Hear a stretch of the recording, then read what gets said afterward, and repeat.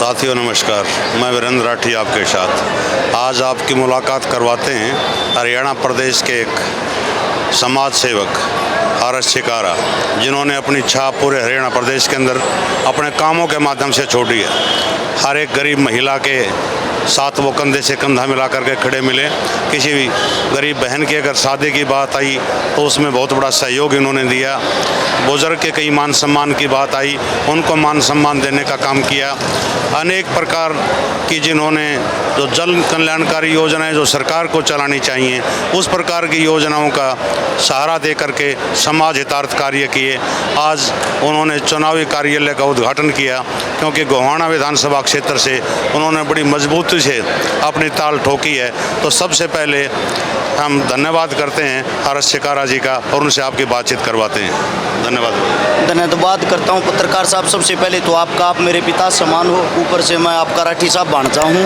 और इसके बाद जितनी जो जनता हमारे को देख पा रही है इस चैनल के माध्यम से, आप सभी साथियों को आर.एस. शिकारा की तरफ से हाथ जोड़कर राम राम और धन्यवाद मैं आपका इसलिए करता हूं पत्रकार साहब।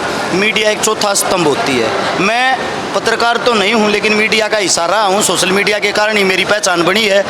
इसका मतलब ये है कि मैं आपके परिवार का ही एक छोटा सा हिस्सा हूँ। आप जिस प्रकार से समाज सेवा कर रहे हैं, काफ़ी वीडियो में देखते हैं सोशल मीडिया के ऊपर, बड़ा हमारे को वो काम देख करके दिल को सुकून मिलता है। तो आपको कितना सुकून उन कामों का मिला होगा? मेरे को बाबूजी बिल्कुल सुकून नहीं मिलता। उसके पीछे कारण है क्या? उसके पीछे कारण ये है, मैं दिन में 1 या 2 लड़की की शादी करवा पाता हूँ, 1 या 2 मदद दे कर पाता हूँ। लेकिन मेरे पास जो माताएं उम्मीद लेके आती हैं उनकी संख्या एक दिन में 100 होती है, सैकड़ों। और उनके जो जवाब होते हैं, मैं उनको बोलता हूँ माता जी मैंने 2 शादियों की एक दिन में हाँ कर रखी है, मैं और नहीं करवा पाऊँगा, मेरी इतनी क्षमता नहीं है। वे रोती हुई ये कहती है बेटा तू मना करेगा तो फिर करेगा कौन?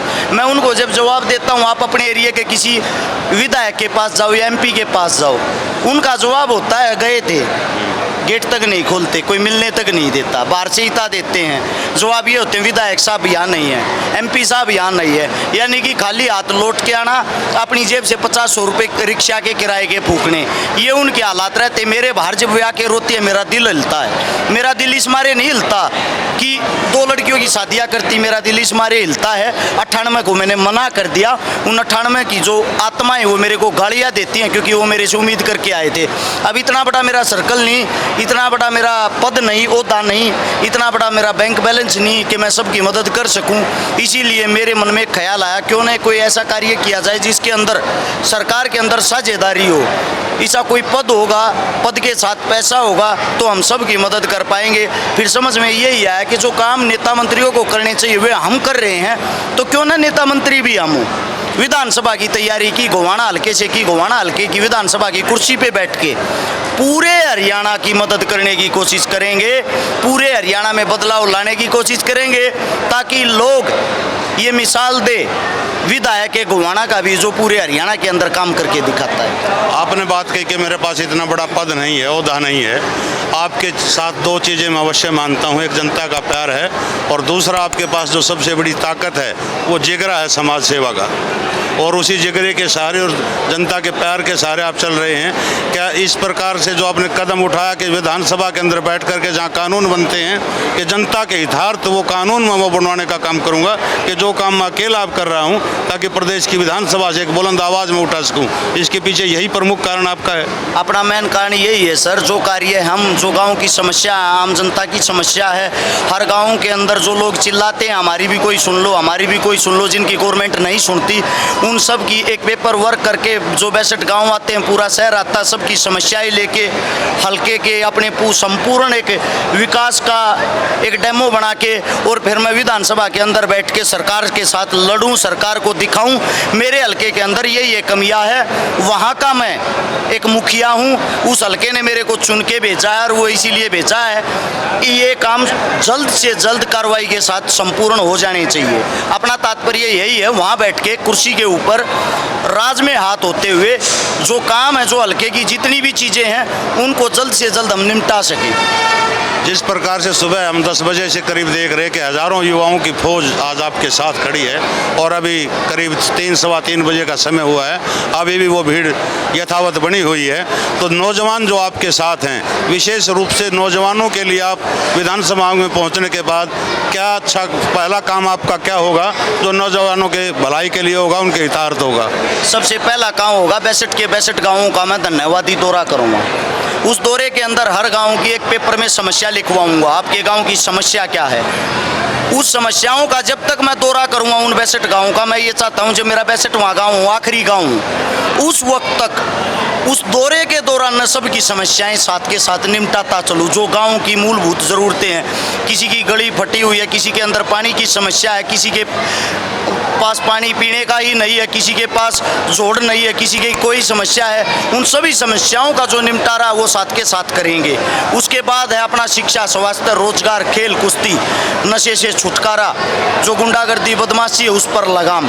ये चीज़ें मैंने इसलिए शिक्षा को मुफ्त करेंगे, फ्री करेंगे।